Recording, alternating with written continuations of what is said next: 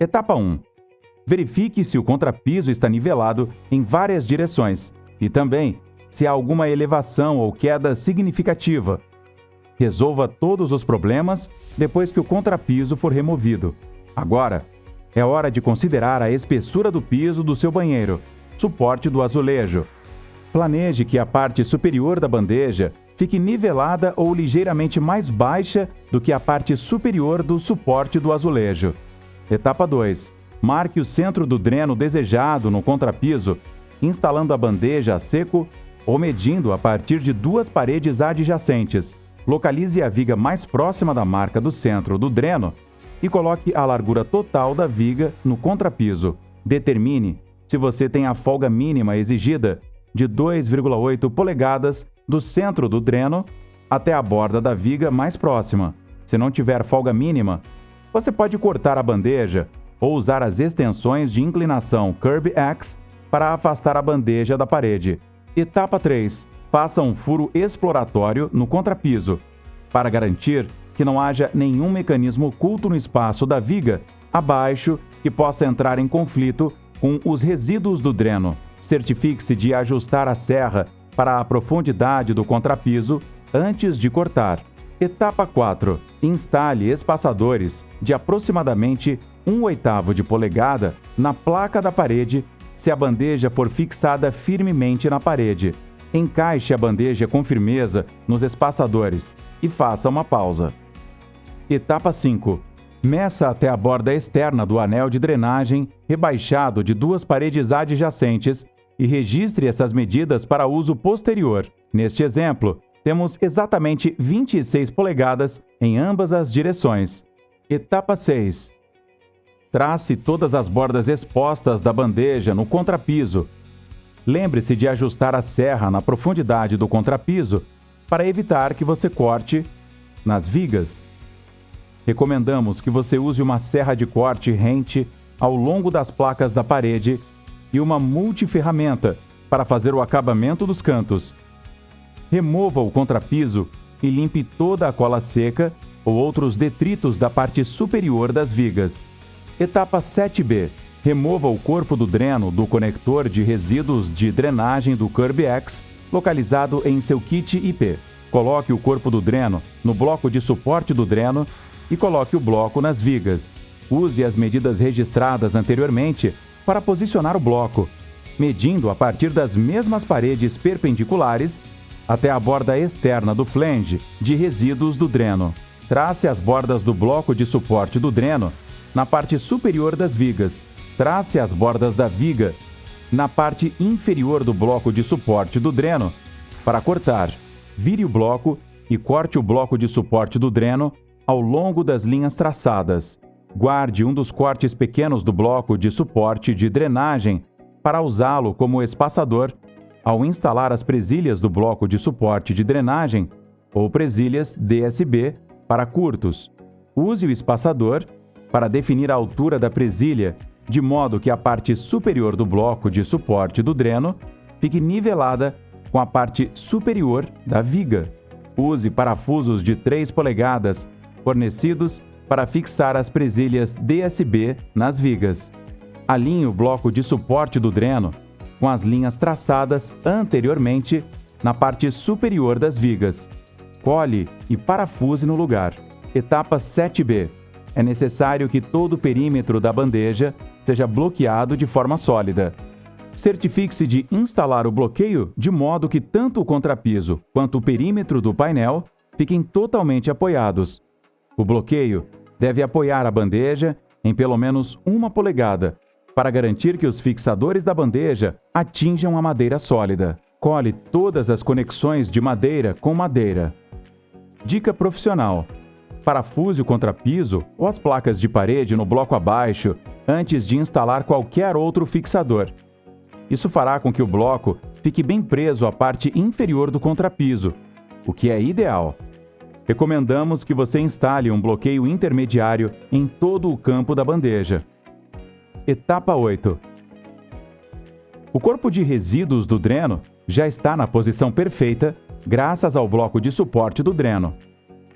Instale o dreno de resíduos e o sifão. deixe um pouco de folga em todas as direções. O encanamento ficará muito sólido depois que a conexão for feita com a bandeja.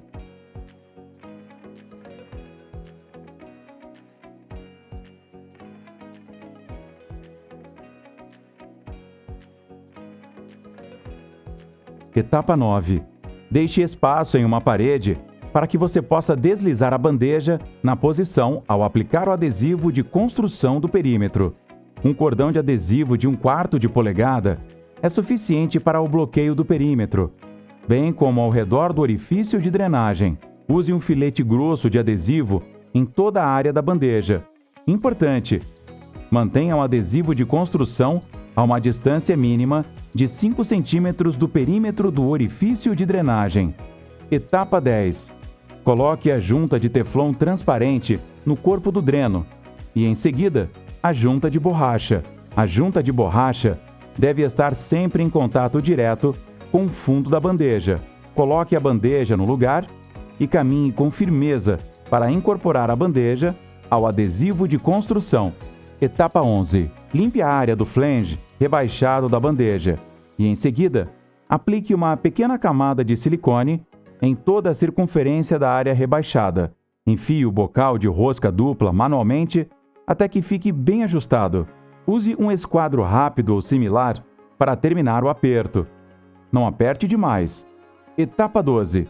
Fixe a bandeja ao bloqueio inferior por meio dos orifícios pré-perfurados, usando os parafusos de deck de 2 polegadas fornecidos. Adicione um pouco de peso à área de drenagem da bandeja antes de continuar. Instale o revestimento de azulejo desejado de acordo com as instruções do fabricante. Os box de chuveiro estrutural CurbX podem lidar com a carga de trabalho restante com facilidade. Você não precisa se preocupar em trabalhar em cima de nossas bandejas estruturais. Instale o suporte de azulejo de 1/4 de polegada ou uma membrana de desacoplamento no piso ao redor, de acordo com as instruções do fabricante. Limpe o revestimento e o suporte do azulejo com uma esponja levemente úmida antes da impermeabilização. Todas as superfícies devem estar completamente secas antes de iniciar o processo de impermeabilização. Use a calafetagem acrílica fornecida como haste de apoio para preencher qualquer lacuna maior que 1/8 de polegada. Nunca use silicone puro. Etapa 13. Recomendamos que você corte previamente a fita para juntas no tamanho certo e a rotule. Lembre-se de levar em conta a sobreposição mínima exigida de 1 polegada. Insira os cantos internos na membrana Seal-It, usando a escova de 4 polegadas fornecida. Insira a fita da junta na membrana Seal-It. Todas as sobreposições de membrana devem ter no mínimo 1 polegada. Dica profissional: é bom aplicar uma camada de primer de impermeabilização atrás da fita e dos cantos quando você estiver usando um substrato poroso, como fibra de rocha. A camada de primer secará em segundos. O CurbX requer a aplicação de 2 demãos de rolo da membrana Seal-It em tudo, exceto no campo da própria bandeja, que requer apenas uma demão devido ao seu acabamento texturizado exclusivo.